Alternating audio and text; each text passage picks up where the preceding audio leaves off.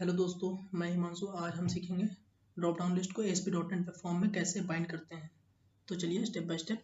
सबसे पहले हम क्रिएट न्यू प्रोजेक्ट, एक नया प्रोजेक्ट क्रिएट करेंगे जिसमें कि हम बहुत ही आसानी से एग्जांपल के साथ समझेंगे कि ड्रॉप डाउन लिस्ट में डेटाबेस से वैल्यू कैसे गेट करते हैं और एक नया प्रोजेक्ट कैसे ऐड करते हैं। तो चलिए, मुझे वेब फॉर्म में एक एप्लीकेशन बनाना है। तो सबसे पहले हम वेब फॉर्म का टेम्पलेट ऐड करते हैं। जैसे कि देख सकते हैं, project template for creating ASP.NET application, you can create ASP.NET web form और MVC एप्लीकेशंस। ओके, तो हमें इसको चूज़ करना है और नेक्स्ट कर देना है। ठीक है, यहाँ पे आना है, प्रोजेक्ट का नाम देना है। तो नेमिंग कन्वेंशन बहुत जरूरी होता है प्रोजेक्ट में। तो हम क्या बना रहे हैं, ड्रॉप डाउन लिस्ट एग्जाम्पल। ठीक है, तो यहाँ से प्रोजेक्ट का पाथ चूज करना होता है कि प्रोजेक्ट हमें सेव कहाँ कराना है। आप यहाँ से जाके नया पाथ चूज कर सकते हैं, कोई भी फोल्डर, न्यू फोल्डर बना सकते हैं यहाँ से। तो अभी फिलहाल हमारे पास पहले से बना हुआ है, हम इसी नेम के साथ चलेंगे। सोल्यूशन हमारा नेम यही रहेगा और नेक्स्ट कर देंगे, क्रिएट कर देंगे। तो यहाँ पे देखेंगे एक एम्पटी होता है, एक होता है वेब फॉर्म का बिल्ट इन, जिसमें कि आपको कुछ साइट मास्टर और अबाउट अस कुछ पेजेस आपको मिल जाएंगे, जिसमें आपको कुछ भी ऐड नहीं करना होगा। आपको ये प्रोजेक्ट ऐड करने के बाद एक सिंपल रन करेंगे तब भी आपको 3 पेजेस आप उसमें दिखेंगे। ठीक है, तो चलिए मैं इसके साथ चलता हूँ, बाद बताऊंगा एम्पटी का भी ऐड करते हैं, बेसिक कैसे ऐड करते हैं, API कैसे ऐड करते हैं। ठीक है, तो पहले आप अभी आप नए हैं तो सबसे पहले आप सीखेंगे कि ASP.NET वेब फॉर्म पे कैसे एप्लीकेशन ऐड करते हैं। इसमें हमें कुछ बिल्ट इन चीज़ें मिल जाएंगी, फुटस्टेप की फाइल्स वगैरह भी होती हैं। ठीक है, क्रिएट करते हैं। हमें ये हमारा प्रोजेक्ट ऐड हो रहा है।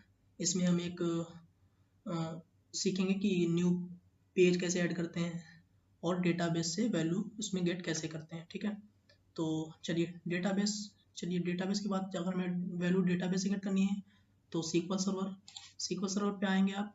तो जैसे कि मैंने एक टेबल पहले से बना रखी है डेजिग्नेशन मास्टर नाम से। ठीक है, ये हमारे ट्रेनिंग प्रोजेक्ट डेटाबेस में है, जो कि जिसमें कॉलम्स हैं आईडी, डेजिग्नेशन आईडी क्या है, आईडी के बेस पे हम डेटा को मैनेज करते हैं, मैनिपुलेट करते हैं। जैसे कि अपडेट करना हो तो हम आईडी उठा लेंगे, आईडी पे सॉफ्टवेयर डेवलपर नाम का जो भी डेजिग्नेशन है उसको हम एडिट या डिलीट या जो भी चाहे हम करा सकते हैं। ठीक है, इजेक्टिव का यूज़ इसलिए करते हैं जब डेटा की वैल्यू हमें गेट करनी होती है।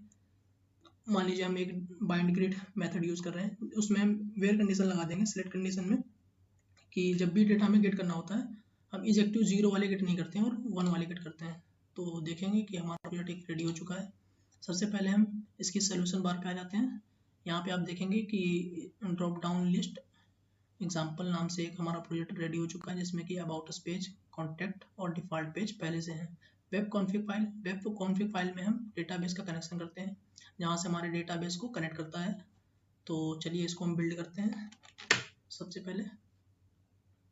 फिर उसमें एक हम पेज ऐड करेंगे, जिसपे कि हम देखेंगे कि न्यू पेज कैसे ऐड करते हैं और उसमें हम अपनी जो भी चीज़ें ऐड करना चाहते हैं, ड्रॉप डाउन टेक्स्ट बॉक्स या कोई अनदर फील्ड लेबल, तो वो हम ऐड कर सकते हैं। ठीक है, ये सक्सीड हो चुका है, तो इसका मतलब हमारा सारा सब कुछ ठीक है। अभी हम न्यू प्रोजेक्ट इस पर ऐड पे जाएंगे। चलिए सबसे पहले मैं दिखा देता हूँ आपको कि ये कैसे वर्क करता है। ठीक है, अभी आप जब देखेंगे, रन कराएंगे, तो ये हमारी वेबसाइट एक एप्लीकेशन बनकर तैयार हो चुका है, जिसमें कि हमें डिफ़ॉल्ट पेज, अबाउट और कॉन्टैक्ट की पेज, जैसा कि मैंने आपको सोल्यूशन बार में दिखाया, वो आपको शो हो जाएंगे। उसके बाद हम जो भी नया पेज ऐड करेंगे उसकी कोडिंग अपने अकॉर्डिंग करते हैं, अकॉर्डिंग टू नीड। ठीक है, तो स्टेप बाय स्टेप बढ़ेंगे और सीखते चलेंगे कि चीज़ों को कैसे हैंडल करते हैं। आपको घबराने की ज़रूरत नहीं है, मैं बहुत ही नॉर्मल तरीके से, इजी तरीके से पिक करूँगा सिखाने का, जिससे इजी टू अंडरस्टैंड हो जाए। बस जुड़े रहें हमारे साथ। ASP.NET की सारे ट्यूटोरियल लाऊंगा step by step. Next video में हम सीखेंगे कि कैसे चीज़ों को मैनिपुलेट करते हैं। ओके, तो जुड़े रहें। ये थोड़ा टाइम ले सकता है, ये as a system performance depend करता है कि कितना टाइम लगेगा। अगर प्रोसेसर अच्छा होता है तो जल्दी खुल जाता है। फर्स्ट टाइम फाइलें लोड होने में थोड़ा टाइम लेता है, इसलिए थोड़ा पेशेंस रखने की ज़रूरत है। ज़रूरी नहीं है कि तुरंत चीज़ें लोड हो जाएँ। ओके, तो चलिए, लगभग हमारा पेज लोड हो चुका है। आप देखेंगे कि हमारा एक वेब एप्लीकेशन बनकर रेडी है। जैसा कि आपने देखा कि अबाउट अस, कॉन्टैक्ट और डिपार्ट के पेज जो भी होंगे हमारे यहाँ पे लोड हो जाएंगे। जैसे ही ये फाइल एक बार रन हो जाएगी फिर ये टाइम उतना नहीं लगेगा, ठीक है। तो ये हमारा होम पेज आ गया। जैसा कि आप देख सकते हैं होम पेज पे हमारा ये जो भी उसमें टेक्स्ट लगा हुआ था पहले से आ गया। ये हमारा अबाउट अस का पेज है, जो ये है कॉन्टैक्ट अस, ठीक है। ओके, तो चलिए चलते हैं आगे। हम इसकी डिबगिंग सबसे पहले स्टॉप करते हैं क्योंकि हमें न्यू पेज ऐड करना है। प्रोजेक्ट के नेम पर राइट क्लिक करते हैं और ऐड ऑप्शन पे जाते हैं। ऐड पे क्लिक करेंगे तो हमें न्यू आइटम ऐड करना है।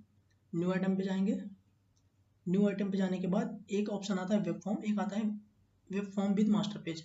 अगर हमने कोई बाय डिफॉल्ट पेज पहले से मास्टर पेज बना रखा होता है, जैसे कि उसमें हमने कुछ अपनी बूटस्ट्रैप CSS वगैरह ऐड करते हैं तो हम मास्टर पेज यूज़ करते हैं, अदरवाइज हम न्यू पेज ऐड करने के लिए वेब फॉर्म यूज़ करते हैं।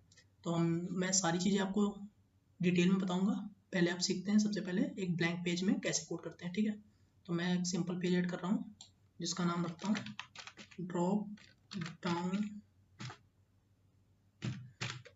List control. ओके, ठीक है, इस नाम से हमने पेज एक क्रिएट कर लिया है। वो अभी हमारे सोल्यूशन बार में आ जाएगा। सोल्यूशन एक्सप्लोरर में जब भी हम देखेंगे तो ये कोड हमारा आ चुका है। अभी इसमें कुछ नहीं है तो इसमें कुछ भी शो नहीं होगा। चलिए हम एक हेडिंग ले लेते हैं। हेडिंग में लिखते हैं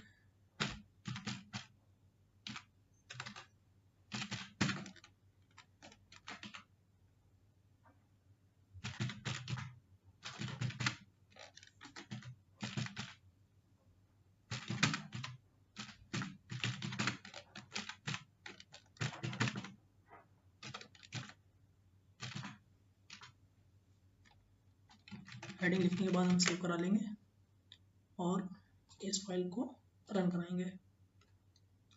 तो एक हेडिंग लिखी है सिंपल, जैसा कि आप देख पाएंगे कि अब ये उतना टाइम नहीं लेगा जितना इसने फर्स्ट टाइम टाइम लिया था। तो फिलहाल ये हमारा पेज देखिए लोड हो रहा है, जिसमें कि आप देख पाएंगे जो भी हमने डिव में लिखा है वो हमें शो हो जाएगा। ओके,